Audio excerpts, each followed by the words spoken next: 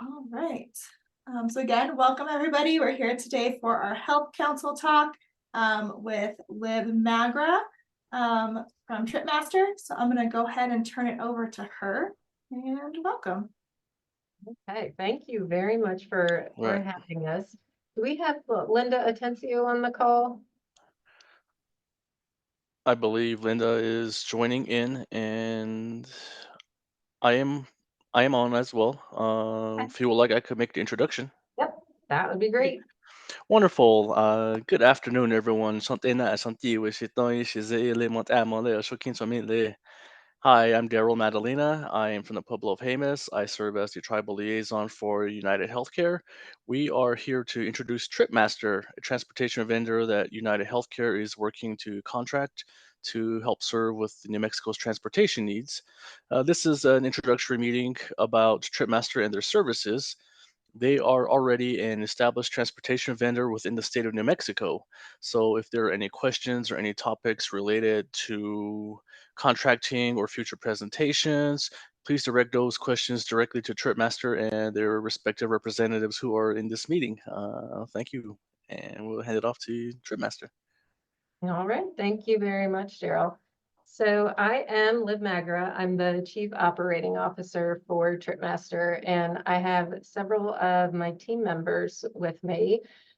First is George Bosniak. He is the Chief Growth and Partnership Officer. You're going to be hearing from him a little bit later. I figured you did not want to hear my voice for 45 minutes, so George is going to be joining me. Jill Herricks is also with us, VP of Sales, and Ashlyn Oram, who is our Network Build Specialist. And Ashlyn is someone who I hope will be able to engage with several of you after this call. So just to kind of give you an overview of what we're really hoping to accomplish today is we want to help you have a better understanding of transportation, its role in healthcare, the impact that it can have, the current models that are being used to serve non-emergency medical transportation, some pitfalls that we've seen with those, and the model that we're using that will hopefully help address some of those issues and improve community health, because that is really our overall goal. We'll talk about what those changes mean from a member perspective. So individuals who are being taken to medical appointments, to community centers, to grocery stores, how it impacts transportation providers, the individuals who are taking the members to their appointments, as well as the impact on New Mexico Human Services. And then we'll tell you a little bit about what we have been doing for our transportation network build, and then end with a discussion on partnership. Because I think with this group, I just have this feeling that we are all very aligned in our drive to improve community health. And because of how rural New Mexico is, that's something that we really need partnerships with organizations like the Alliance of Health Councils to help us improve care in the communities. So with that, I will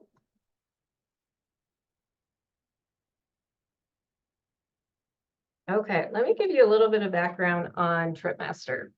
So we started in North Carolina in the 70s as a transportation management company. And what that means is the company actually hired the drivers and serviced the rides, taking people to medical appointments.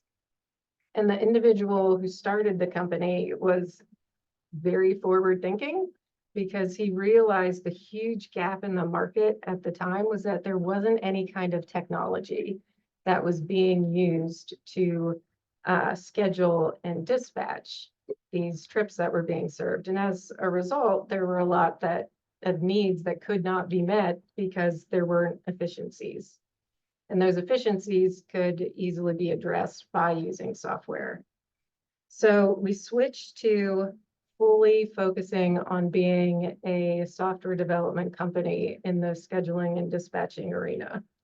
And our focus has always been on ensuring transportation is available to everyone, whether they are ambulatory and they can walk onto the vehicle, or if they need a wheelchair and they need help getting their chair in, secured, and then being taken into the facility. We have over 800 clients nationwide, and our current footprint in New Mexico, our network covers over 30%, 36% of the state. So some of our clients in the state are Shuttle Rodoso, Portales, Waypoint Transportation, Deming Medical, and Turquoise Medical Transport is one that my implementation team is currently getting up and running. And we understand that there are a lot of tribes in New Mexico, and they are unique. And we do have tribal experience. We have several tribal clients already. A couple of those are Choctaw Nation in Oklahoma, and then Ponca Express in Nebraska. So I'm sure most of you recognize this as a social determinants of health wheel. And I know that this was a term that came out years ago, and we're kind of going away from it a little bit, but to me, it's really poignant and really is an excellent visual of how important transportation is to overall health. Because I look at these different segments of the wheel, and with every single one, if you can't get access to something, it doesn't matter if it's available or not. So it's not just being able to get to a health system. It's also, okay, you have a grocery store, but can you get there? Great, there are parks for the children, but the kids can't get to the parks. So I think I'm very much a numbers person, so I like to see from a statistics standpoint. When we say transportation is important, there's issues with health due to transportation. Is that really accurate? So from a national standpoint, we know that close to 6 million people either miss appointments or they're delaying their medical care because they don't have access to transportation. And to me, I grew up in a small town, but we had a very large medical center. So I walked to all of my doctor's appointments. And I remember my brother, sister, and I, we hated the first snow day because everyone else had to cancel their appointments with the dentist, but we could walk to the dentist's office. So my brother, sister, and I were always the only patients in the dentist's office on a snow day. Other impact nationally is the cost to the healthcare system. So it's $150 billion impact. And when you have missed revenue and expense like that, it absolutely trickles down to patient care. So let's look more specifically now at New Mexico and the Medicaid statistics for the state. So Q1 of last year, 28.7% out of what they had targeted to be 88% of children did not only received one or more well-child primary care visits. And as a mom, that statistic is just heartbreaking to me. Absolutely heartbreaking that people were unable to get their children the care that they need, especially when they're young. That is when it's really important that they get a good start. And we also see that the non-emergency medical transportation benefits usage is on the decline. And no, we can't say it's 100% because of issues with the current model, but I know that's some of it, how transportation is currently being served. So if you look at these additional metrics where it's talking about where New Mexico is ranking compared to the national average with different visits, it's scary. And I'm hoping with our involvement that we can make a real difference in that. So let's look at currently what the transportation market looks like. And historically, it's a broker approach. And I'm guessing most of you probably aren't familiar with that term in relation to transportation. So a broker is an organization that will receive trips from MCOs. And then the broker takes those trip requests and they submit them to transportation providers to actually fulfill the rides. And what we have found is that there's a real misalignment of incentives. The pay structure there is the brokers are paid on a per member per month structure, which means it does not matter how many times someone is taken to a physician's appointment. The broker still gets paid. And so what that means is they're actually incentivized to not take people to appointments. And because of that, there's no incentive for them to try and automate a booking process to make that simpler for people. There's a lot of technology shortcomings that aren't addressed because it would make it easier to access care. There's a lot of paper, manual, and redundant processes. And overall, the transportation providers are just not treated well. And when the transportation providers aren't treated well, and specifically they are intentionally underpaid, that trickles down to the members. Because if a transportation provider realizes, you know, I'm barely going to make a profit, if anything, if I take this individual to their chemotherapy appointment, they may have to make a revenue decision and say, I can't afford to take that trip. And there's just a lot of dissatisfaction among members because their satisfaction isn't a priority. So our hope is that our model is going to change some of that. And this is something that's kind of near and dear to my heart, because when I was in college, I interned at a health plan.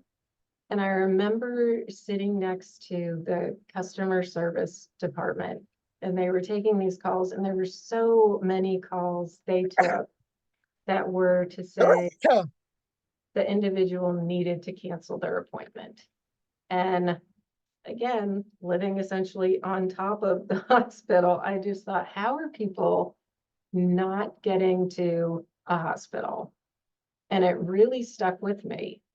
And now 25 years later, I'm at my orthopedist office, and the 30 minutes I'm in the waiting room, 3 people call in to cancel appointments.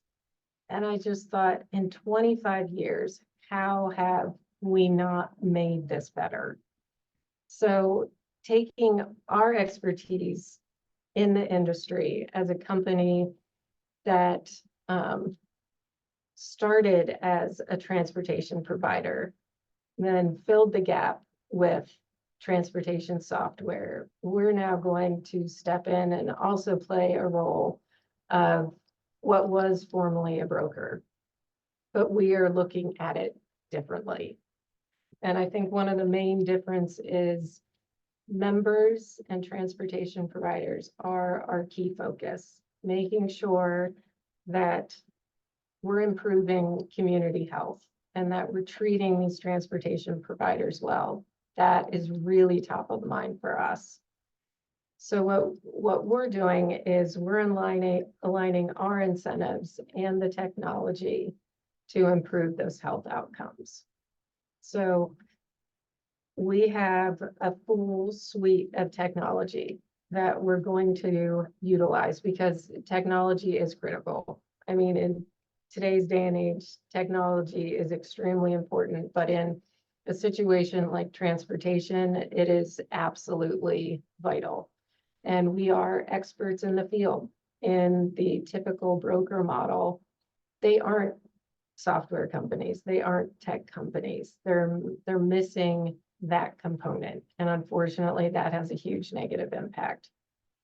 We're also replacing that per member per month payment model with a per trip per month model. So it's a value-based model. So we don't get paid unless people are actually taken to appointments. So we're financially motivated. It isn't just an altruistic, we are always going to try and do the right and ethical thing. It's also our revenue is based on it. So treating transportation providers as partners and paying them well, that is key to member satisfaction, because if you have happy transportation providers who are well paid, they are going to jump at the opportunity to service your rides. We plan to care for members like family, and that will come about by really prioritizing values and ethics in everything that we do. We're also going to provide our technology for free to transportation providers because we understand that the technology is critical to success, and there's going to be some organizations that can't afford it. So it will be provided for free to them. We also plan to try to drive out inefficiency, and having that technology will be a big part of it. So I am going to turn it over to George. I know I said the word technology a lot in there, and George is going to go into a little more detail about the technology that's involved and why it is important. Wonderful. Thank you so much, Liv. Again, everyone, George Bosniak. I lead our partnerships here for this project. We really appreciate your time and having an opportunity to speak with you guys. I think Liv laid a really great foundation of kind of our values and mission set, and that we believe that, you know, if you take care of those transportation providers, they're going to take care of the members. And the way that we believe that you can have the best outcome in the best people providing that transportation is by working with local resources and building quality networks, and then obviously empowering them with the technology to be successful. So we build and bring a suite of technology to be able to support the improvement of process, the better outcomes for members, and hopefully the ability for the individual patients to get the rides they need quickly, efficiently, for those servicing those individuals to be able to get paid and to be able to understand their roles and responsibilities clearly. So that's really our goal. And we really work as close to those individuals as possible, in so much that we, you know, meet with individual transportation providers. We reach out to groups like this and say, hey, we're building network. We want to know what works really well in your area and your community, and how do we help empower that. And some of the work that we start and do that around technology, first and foremost, and I'll start kind of on the middle of this slide here, is around the credentialing and compliance process. So obviously, individual drivers and vehicles need to meet certain standards for Medicaid to be able to provide these rides and transportation to members. And for us and for you who care about those members, we want to make sure the people providing that service have fully compliant vehicles that have been checked for safety, that, you know, if it's a wheelchair or a stretcher vehicle or special needs, that the person driving has that training and has that understanding before they go and take care of those members and get them to their appointments. But also for the transportation companies that we're all hoping to support and empower in our communities, that they know all the rules and that they have a really great tool to be able to measure all that compliance and send that information and take away that administrative burden for them.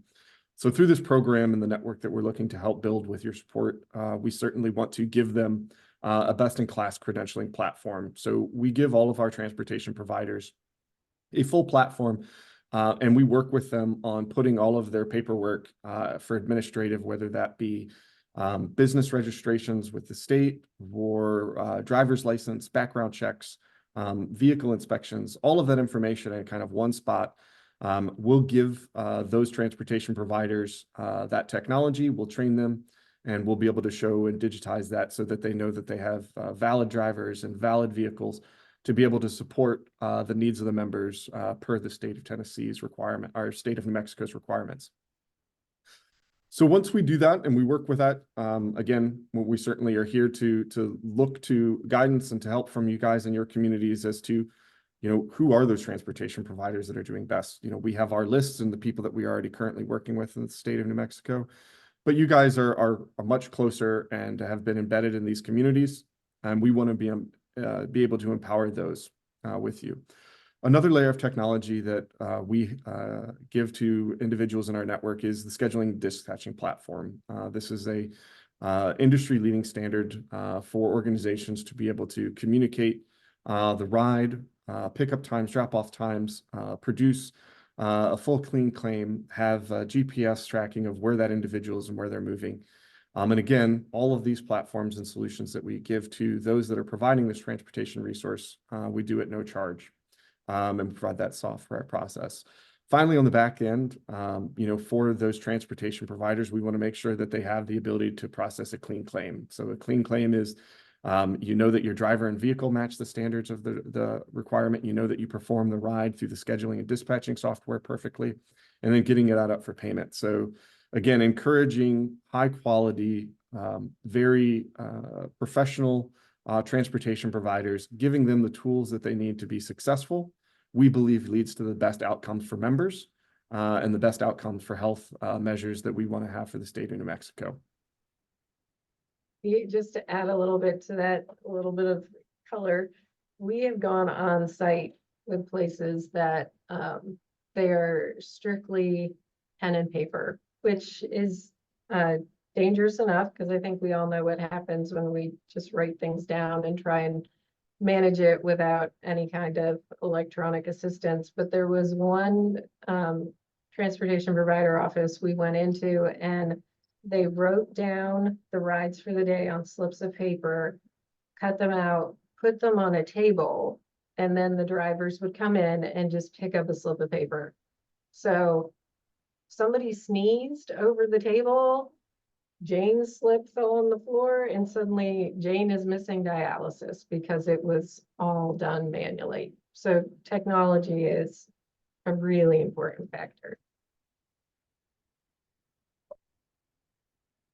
So obviously with the investment in the TPs and the transportation providers and your organizations on the technology side, and on having a representative that we'll have to be able to support and train that, the goal is to improve the member experience. I think that's really what we all care about is, we want these individuals that need to get to a dialysis treatment or cancer treatment or even to a local grocery store have a reliable, safe, fully compliant form of transportation with a reputable organization. So just a couple of quick numbers. Transportation is accounted for 50% of the Medicaid grievances reports. We obviously work in multiple other states and communities all across the country. And there's a lot of places where the current model is struggling to meet needs, where individuals are late or individuals are not picked up after appointments, which none of us want to have a loved one to have to go through that. And certainly the complaint process is there for the state. They would love to have those reduced, and for the member to have that as a better outcome.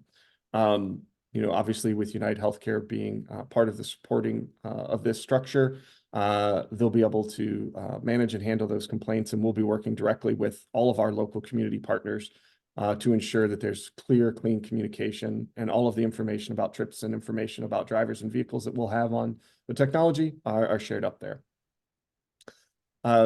We also have on the scheduling and dispatch platform that individuals have.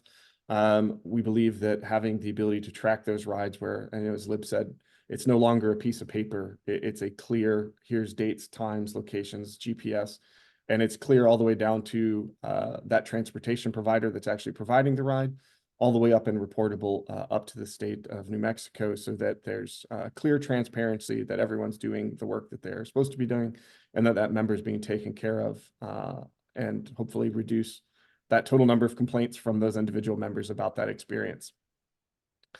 Continuous credentialing. So again, we provide a technology platform so that all drivers and vehicles and organizations that are providing this service are always fully compliant, so that we know that our members are being taken care of by organizations that have all of their safety training. A vehicle's been inspected. We know that brake lines are working. We know that restraints are all in the proper areas, and that, we want the best people providing the best service to improve the outcomes for those members, to again, reduce that complaint and hopefully improve health outcomes. The scheduling software obviously is also meant to improve on-time performance, greatly reduce or eliminate no-shows, and then obviously the improved reminders and notification all the way down to the member level, so that they have a better understanding of that trip experience for their appointment. Yep. And we want to obviously all of this, we believe and have shown in other areas and communities, and we know that it'll happen in New Mexico, will lead to better health outcomes. We want better experiences for the members. We want them to be able to leverage this benefit that they have to seek all the care that they need. And we are very acutely focused on that member experience, and we hope to improve that by providing the best technology and support for all of those caring for those members. I don't know about the rest of you, but I really rely on the reminders for appointments. So I think having reminders going out to the members for, hey, your ride is coming to pick you up, that'll be a real help to them. So the transportation provider experience, again, the focus of the meeting today is we want input from you. You guys are the closest to the community. You are boots on the ground every day, trying to improve the lives of members and seek and improve health outcomes. Whether you provide transportation services yourselves or have partners that do it, there's insights that are unique to your community that you'll know, hey, this works really well for us, or we found this organization that does a particular thing in a good way. And we want to hear that feedback. We want to hear that engagement, and we want to be able to engage those transportation providers and improve their experience. And I've went through, quite a bit of what we bring to the table to hopefully help them and give them at no cost to them. And again, all of the scheduling, dispatch, and compliance platforms that TPs that participate is 100% free to them. We have on-type support and training that also be completely free to them, solely for the goal that we believe that empowered transportation providers that are given the best tools provide the best outcome. And we want to make sure that we engage those in your community that you've had positive experiences with, that you think will do a great job, and that we want to empower them with the tools to be able to take care of the network that we're in charge of here.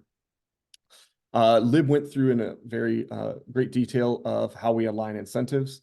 We believe that the transparency of payment should flow through down to the transportation provider, that they should be paid for the rides they're doing. And again, given the geography and often long distances that I'm sure you guys are all used to, of individuals having to be taken for certain treatments, we want to assure that transportation provider that they're going to be paid, that they're going to be empowered to be able to do that ride and do that successfully through the platforms that we're giving them. So with that, it grants them the ability to know their rides in a more forward-looking manner, have the ability to process that ride once it's done automatically, and get paid faster for that ride. Also, with the implementation of scheduling software and compliance software, the number of claims that are rejected because it doesn't meet certain standards, we certainly shoot for that goal to be reduced down to 0. But in general, that has been brought down to about 1% of claims over 300 million claims across the country. We do. Go ahead. Go ahead, George. Yeah, so while we have all of the software that we're willing to give and support, certainly for the dispatch, they're not forced to use the software that we have. They can choose from multiple others that there are full technology integrations with. But for those that maybe don't have it or aren't happy, again, it's a free extra that is provided for being part of this network. Anything else, Lib, there that you want to touch on? I'm just gonna add something to the point about them getting paid, the transportation providers getting paid and there being less denials. We have had several clients who have called us very upset because they have no other option but to close their doors because they keep having their trip payments denied.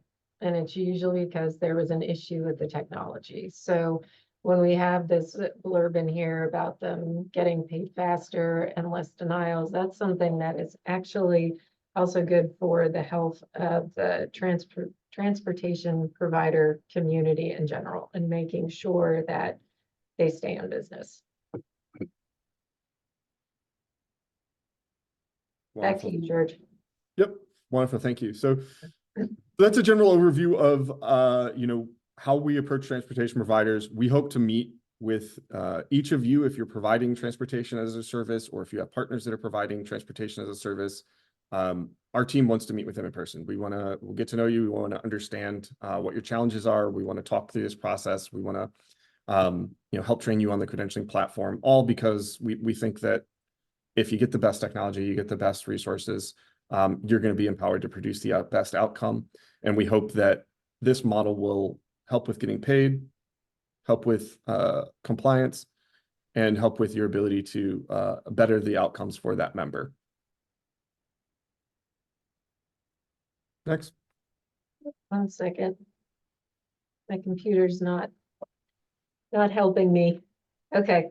Yep. So I think that we've went through, you know, our vision and goals of, you know, how we believe to improve the system for the members, the transportation providers, and there's, you know, really another player here is, you know, the state of New Mexico and the Medicaid office there. How do we make sure that with the best technology and the best support that we have the best outcomes, but also how do we make sure that we're meeting and communicating fully with the state of New Mexico? And all of this allows us to, with each ride, show full transparency all the way up to the state that the driver and vehicle were fully compliant, that the trip was done in exactly the manner that was intended, that it was on time, that the member didn't have a complaint, that they met all of their standards, and that led to a reduction of claims. Again, here's that 300 million annual that were processed and nationally, and only 1% were rejected for multiple other reasons. But again, that's down from what other cases are up in the 10 to 20% range. We allow for continuous credentialing reports up to the state, so the state knows in real time where their networks, where there might be gaps. So areas where we need to focus on certain communities that maybe don't have a transportation network that's supportive there. Having a full compliance and a full list of vehicles and drivers and organizations in real time and what their coverage areas are and what their coverage service lines are allows us to be proactive in filling those gaps for underserved communities. And really, we digitize the whole network so that there's GPS data and tracking, and there's full compliance all the way up to the state. And again, that improved access to care leads to better member health and a better relationship all the way from the state of Tennessee down to those that are actually providing service to the member.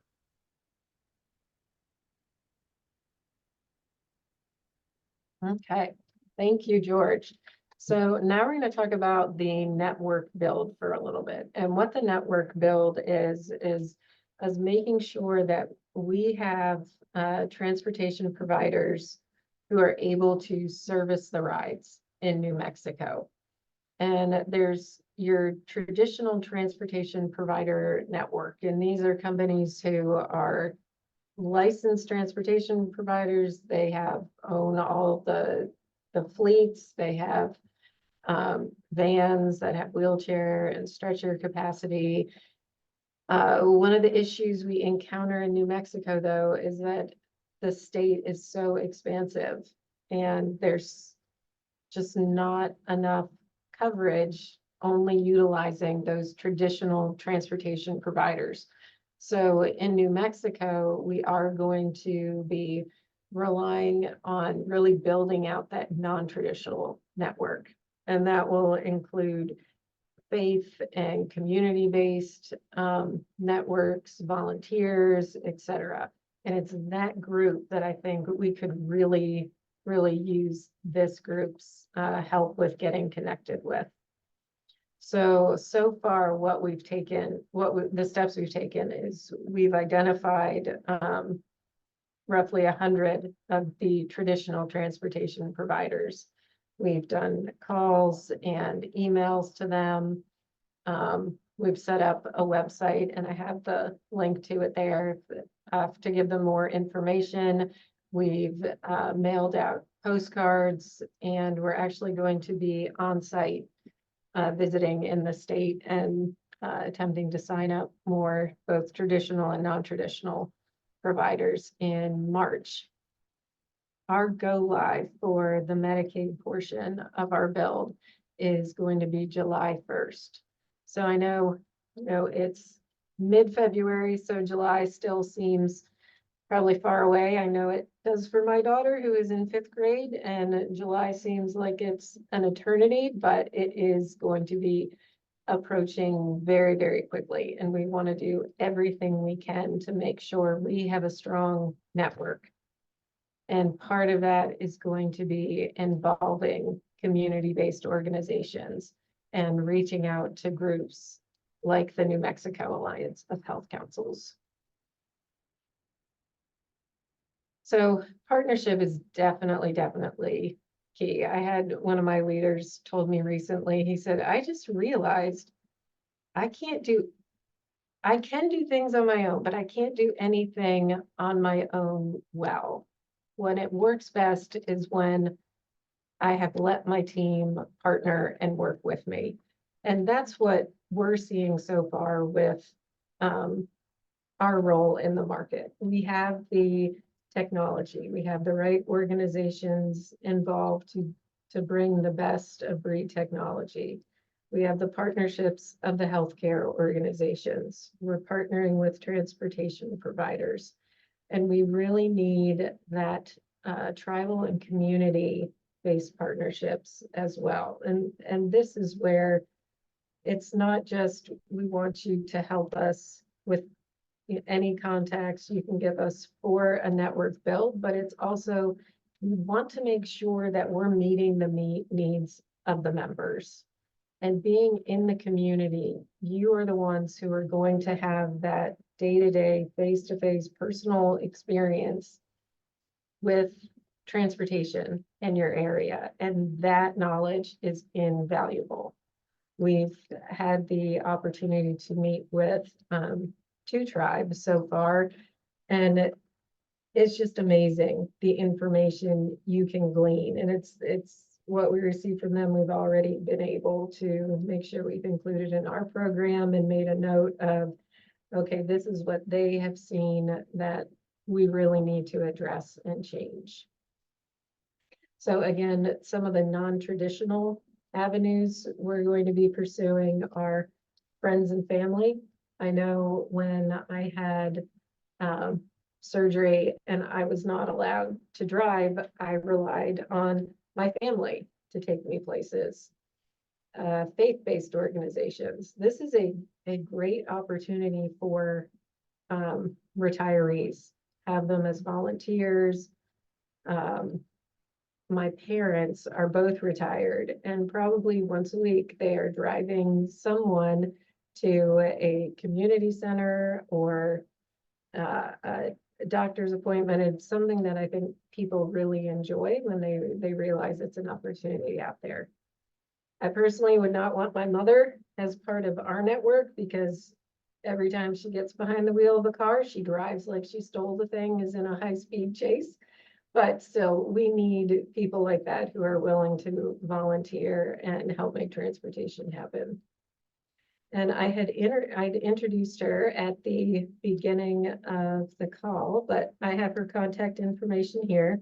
Ashlyn Oram is our network build specialist, and we have her contact information. She is also the one who is going to be paying a visit to New Mexico in March. So I'm hoping that she'll have the opportunity to meet with some of you.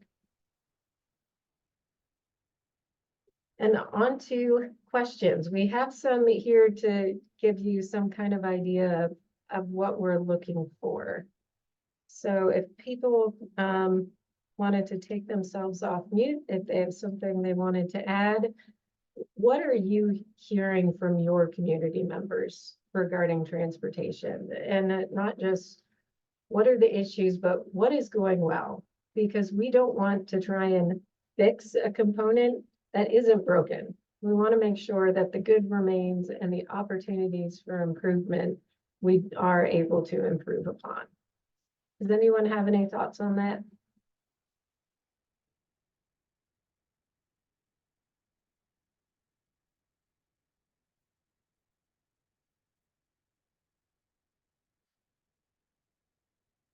You guys might be shy like me. I'm very shy. I do not like taking myself off mute and asking questions, answering questions. I think the other thing that we like to know is the best way that we can engage with you. And then what additional information would you like from us? And maybe that's something that I can work with Geraldine on, getting you guys our contact information, and she can connect us with you. Does anyone have any questions?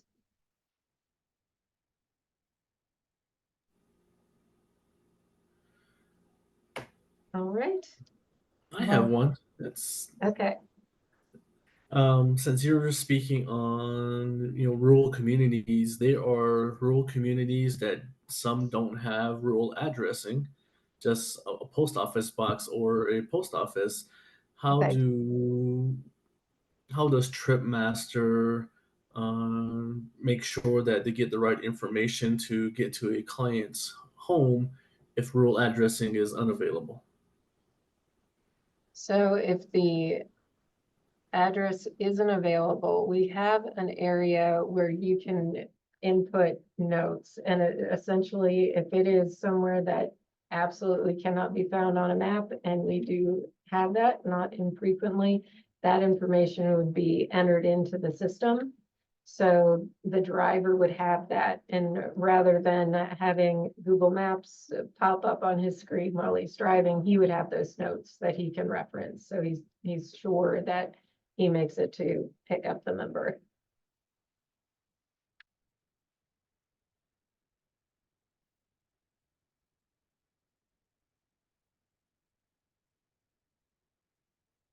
Okay. Well, thank you all very much. I really appreciate the time, especially on a Friday afternoon.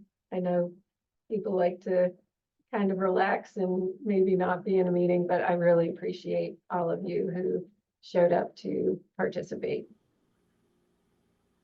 Well, thank you so much, Liv and George, for sharing this really great resource. If anybody has any questions that comes up after this, feel free to shoot myself or Geraldine an email and we can get more information sent to you. But otherwise, have a great Friday, everybody. Thanks, everyone. Bye. Thank you, Liv. Thank you, George. Thank you, everybody. Have a good day.